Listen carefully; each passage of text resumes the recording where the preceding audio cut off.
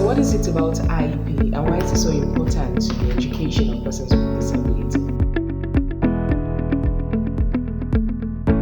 An IEP is an individualized educational program. It's designed to meet the specific needs of children with disability. It contains specialized instructions and adaptation that can enhance a child's learning process. The IEP also includes non-academic areas such as the child's motor skills, social skills, physical skills, daily living skills, everything that has to do with a child's developmental process.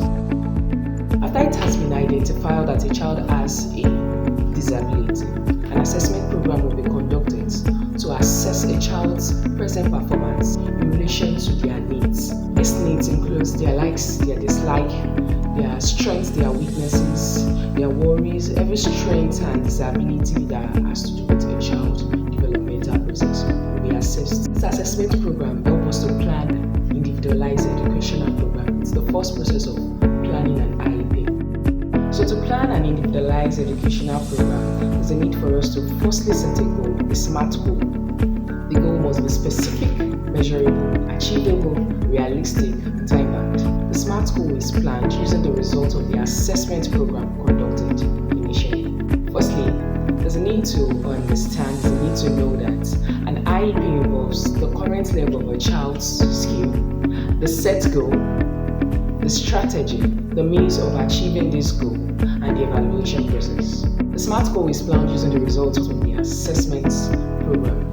This plan, which is also a part of the IEP process, should also include a remediative strategy. A strategy, how we tend to achieve the goal we've planned, like how we want to achieve the goal we've planned. Okay, for instance, I want to plan an IEP. If it has been observed that a child finds it difficult to sit for long, maybe for 5 minutes, 10 minutes or so. One of my goals is to up that child seat for at least a minimum of 5 minutes.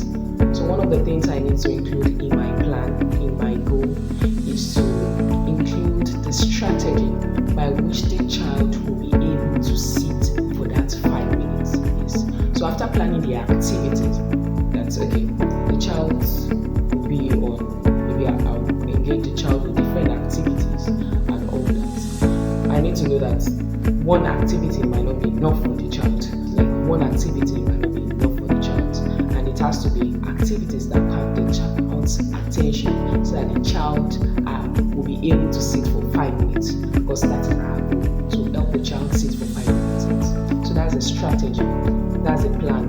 And the putting the books on the table, putting different activities on the table, helping the child, those are the strategies by which we arrive at our goal. So an IEP also include a strategy, the activities needed to achieve this goal. Here's the template of planning an IEP program. This is the basic thing you need in a simple IEP. This is a planned IEP for a child that lacks attention and engagement skills. So one of our objective is to help a child sit and pay attention on a task for 10 to 15 minutes.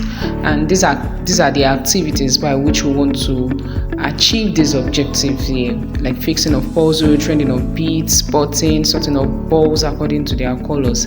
These are listed activities by which we want to achieve this objective. It's important to know that one of the ways now by which we can achieve a goal is to work in hand with other professionals, several stakeholders involved in the child's developmental process, everyone that works with the child. So there's a need for us to work hand in hand with them, because imagine I am helping a child to sit for 5 minutes, like we said earlier, and maybe the child also have an engagement with another professional, and the child is jumping everywhere.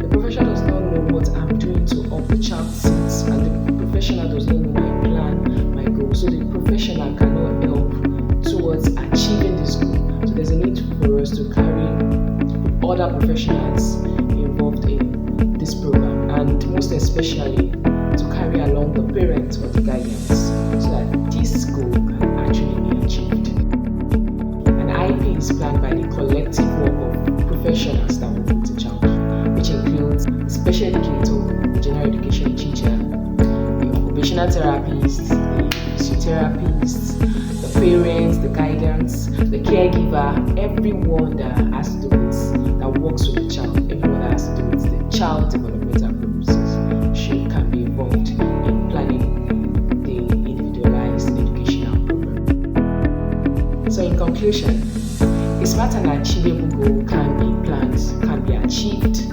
without the collective work of the parent and guardians. So it's therefore important for parents and guardians